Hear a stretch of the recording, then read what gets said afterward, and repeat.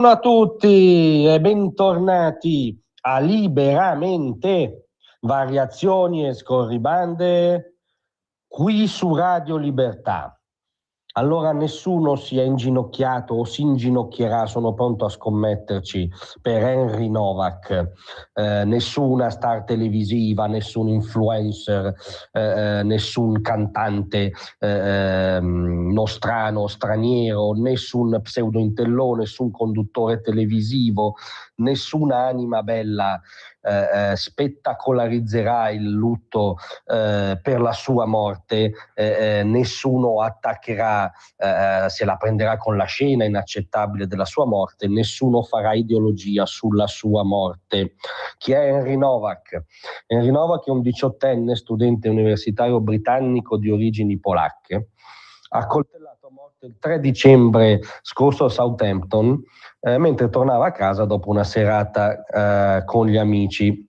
L'assassino si chiama Vikram Singh Digwa, 23 anni, è un cittadino britannico di origine indiana e fede Sikh, che lo ha colpito 5 volte con un coltello cerimoniale, un oggetto diciamo previsto dal culto Sikh, lungo 21 centimetri, infierendo sul petto e sui polmoni.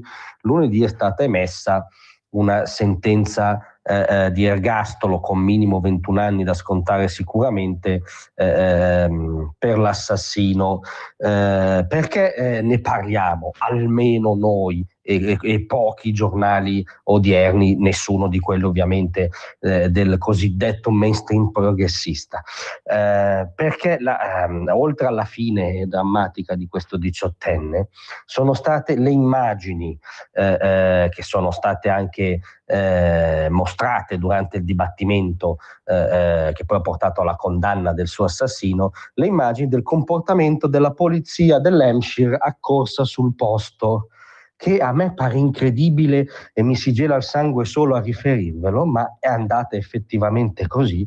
Gli agenti arrivati se la sono presa con la vittima agonizzante, hanno ammanettato la vittima agonizzante, ignorando bellamente, se non addirittura sfottendo, le sue disperate richieste di aiuto. Tutto questo perché il suo assassino, appena arrivano gli agenti, con evidentemente il riflesso condizionato di chi sa di avere l'abbecedario politicamente corretto della contemporaneità dalla sua parte, ha subito sostenuto di essere stato vittima di un'aggressione razzista da parte del ragazzo che agonizzava a terra. E evidentemente questi agenti hanno creduto in modo acritico a costui, che non aveva un graffio e diceva di essere stato aggredito da un 18enne che agonizzava a terra. Si sono scagliati su Henry Novak. Le immagini diffuse hanno mostrato che Henry Novak ha ripetuto per 9 volte: non posso respirare. Vi ricorda qualcosa? Il drammatico "non posso respirare" di George Floyd, afroamericano, morto in seguito a un intervento evidentemente sbagliato e colposo, se non doloso, della polizia americana. Hanno fatto il giro del mondo quelle frasi drammatiche di George Floyd. Il "non posso respirare", ripetuto 9 volte da Henry Novak, non trova cittadinanza nel rosario delle anime belle. Non solo, ha detto anche "sono stato accoltellato", lo dice chiaramente mentre gli sono addosso e provano ad ammanettarlo. E uno di questi agenti gli replica: "Non credo proprio, amico, non credo proprio, amico". E solo dopo 3 minuti gli agenti si sono fatti venire qualche vago dubbio e hanno iniziato una rianimazione. Poi Novak è morto. Il patologo ha confermato che la ferita era talmente grave che molto probabilmente sarebbe morto comunque. Ma la questione è che oltre alla tragedia non riscattabile personale di Novak e della sua famiglia, c'è la tragedia della contemporaneità. Cioè c'è il fatto che la polizia britannica è talmente sequestrata dalla paranoia woke, talmente terrorizzata da corsi di formazione, cultura diffusa, isteria dell'opinione pubblica, o meglio della minoranza chiassosa dell'opinione pubblica, talmente terrorizzata da questo dispositivo pseudoculturale da apparire razzista, che arriva sul posto di un delitto, vede una persona in piedi senza un graffio, un'altra a terra che si contorce, basta che la persona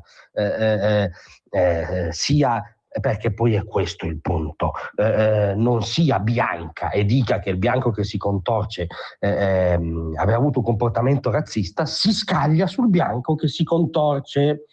E non diciamo bianco a caso, lo diciamo pensando a un grande libro che fa proprio la diagnosi di questa follia in cui siamo intrappolati, che consiglio a tutti voi, del grandissimo scrittore americano Bret Easton Ellis, che si intitola proprio Bianco, che è uno spietato atto d'accusa misto ad autobiografia alla cappa culturale dell'idiozia woke, idiozia che a volte diventa anche discriminazione esplicita e confusione vittima-carnefice, evidentemente, cosa che poi è avvenuta su quel selciato di Southampton, e per coagulare la vittima principale di questa isteria, Bret Easton Ellis la vede proprio nel paria della contemporaneità, nel reietto per definizione, qualunque cosa faccia, anche se viene accoltellato evidentemente, che è l'uomo bianco occidentale, che ha il torto irredimibile a prioristico di essere bianco e occidentale. Come ha scritto lo Spectator, notissimo giornale britannico di tendenza conservatrice, qualunque cosa sia stata la nostra polizia negli anni 90 per prevenire le accuse, diciamo, di razzismo ormai datate 30 anni, sembra proprio che ora sia diventata istituzionalmente ostile ai bianchi.